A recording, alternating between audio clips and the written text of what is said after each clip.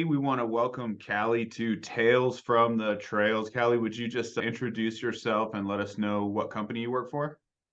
Yeah, my name's Tegeler, and I am the email marketing specialist over here at Fluidra. Fluidra. What an interesting name and probably an interesting company. So we believe that all the businesses we work with and organizations have some purpose that they're serving, some mission. So what is it that Fluidra does? So we are a global manufacturer of residential and commercial pool equipment. So we make anything from pool pumps to cleaners to lights to pool covers. If you use it to operate your pool, we pretty much make it. And then across those products, we also have multiple brands, including Jandy, Polaris, Cover Pools, and multiple more. Awesome. So for any of us that are enjoying some fun in the sun out at the pool this summer, we probably owe you guys some amount of credit for that. So are we talking about like personal swimming pools, community pools, hotel pools? Could it be any of those types of places? Yeah, definitely. We work with residential and commercial, yeah, across the globe. Okay, cool. So I don't know that much about sort of pools, but I've seen and I've definitely helped maintain some in the past. Are we talking about like the chemicals or like the little machine that sort of crawls around on the bottom and sucks the dirt up from the bottom? Is it all that stuff? What's your hot product? Yes, we definitely have chemical testing and stuff within our brand portfolio, but I'd say that our main items are equipment. So yes, the cleaner, Polaris is our cleaner. So that's the thing that crawls around on the bottom and cleans your pool. And then also anything from the pool pad. So that's what's operating your pool with the pump, the filter, the heater, possibly the chemical analyzer, all of those things.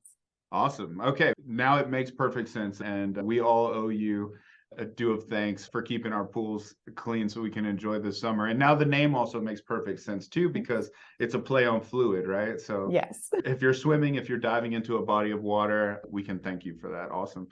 So segueing into, so now we know what you do, right? And we understand like the need for your service and your products in the market. And then the next thing we ask is, how does Salesforce help you achieve that? What do you think the company was thinking when they got Salesforce, and how does it help your company? Yeah, definitely. Because we do work with an audience across the entire distribution channel, from wholesalers to the pool pro, which is the person servicing your pool once a week, or the guy that built your pool, or maybe the mom and pop shop down the street that sells pool products, and also consumers and pool owners. So Salesforce allows us to scale marketing towards them and focus different brands to different audiences easily, and also keep track of all of that data and see how our marketing is working for them.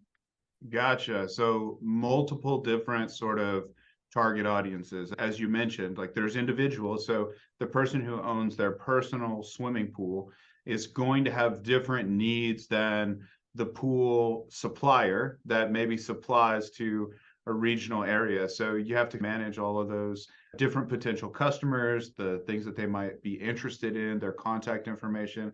Do I have the right idea on how you guys are leveraging Salesforce there? Yes, exactly. That's exactly it.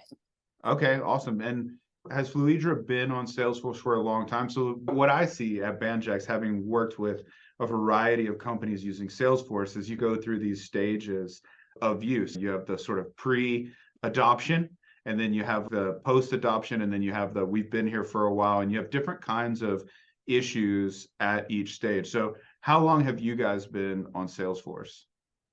So I've only been with the company about 2 years now. And when I Okay. came on, we were using all Salesforce products, Pardot, Sales Cloud, et cetera. But since I've been with the company, we did migrate over to Marketing Cloud. Okay. So that we're pretty green in. We're still learning the ropes on that. But it's been really exciting because there was definitely a need for that more robust tool with the cross-channel marketing versus what we were getting with Pardot. Gotcha. So yeah, that's what we're new with.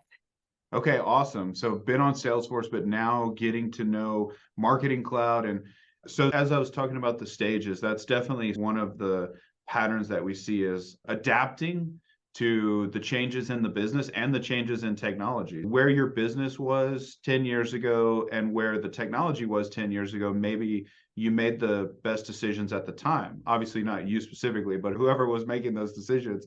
And now you found the most appropriate technology for your needs and you're going after it. How's that going? Because if people are not familiar with Salesforce, let me just tell you that it takes work, as I'm sure you can attest. So how's that going in terms of putting the work in to get it to work the way you guys want it to? Like you mentioned, Marketing Cloud specifically is its own beast. There's a learning curve there.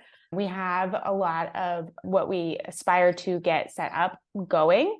That's not to say there hasn't been bumps along the way, but generally it's great with Salesforce is there's a very large community within like Salesforce users and Salesforce experts. So whether you're reaching out to trailhead groups or agencies like Banjax that we've used for help, there's always a way to find a solution no matter what the issue is that arises. And I think that's what makes Marketing Cloud and Salesforce products so special in that way, is that they can be customized to exactly what you need.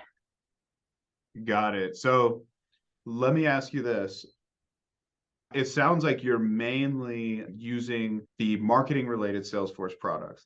Do y'all use any of the sort of logistics or operational components? Do you track inventory or anything like that in Salesforce, or do you use a separate system for that? So there's a separate system for inventory. I know Salesforce, we were using it for sales data as far as like purchasing and sales data. But as far as inventory, I'm honestly not positive on that. I'm in the marketing team, so I don't touch any of that. It's possible. Yeah. So what we see sometimes, and this is absolutely not a like universal recommendation because it depends on the very specific needs of the organization, but sometimes we see people find success in one area and then branch out and then take the other departments in so that you can tie everything together. So let's say that your inventory gets low in one particular area or empty, you may not want to market for that product if you can't actually deliver it. So sometimes we see a lot of advantage to incorporating those different departments, but most importantly, get everything you have under control. And I'm excited you guys are really figuring out Marketing Cloud. Yeah, it's been fun. It's been challenging, but fun. Nice. So what do you think comes next for you guys in the next sort of 12 months? So there's definitely goals to create more journeys. Of course, like I mentioned, we have all of those audiences and all of these different brands. So the more I can automate these interactions and these relationships, the better it is for me because I can focus on the fun stuff like the strategy and the content and the A/B testing, where all of the email sends are being taken care of automatically. So it's definitely getting all of those 100% up and running, get some like cross-channel marketing, all of those things. And then also implementing more of the Einstein activities as far as like send time optimization or frequency splits, and really letting our data kind of control how we are marketing, because that's just how it really needs to be done now. It's the future is now, and data is what's running everything. I love that. I couldn't agree with you more.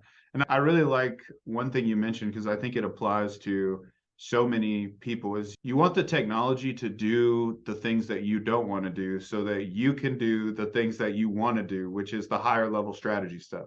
You're not going to get Salesforce or any other product to think about your business like you think about it, to do the strategy, to have that collaboration. You want the technology to do the boring stuff, to do the automations, to do the emails, to do the campaigns. And I think that's really true. Yeah, exactly. All right, Kelly, thank you so much for joining us on Tales from the Trails. I really appreciate your time. And next time I do a cannonball into a swimming pool, I will think of you. Awesome. Thank you for having me. All right. Have a good day. Bye, you too. Bye.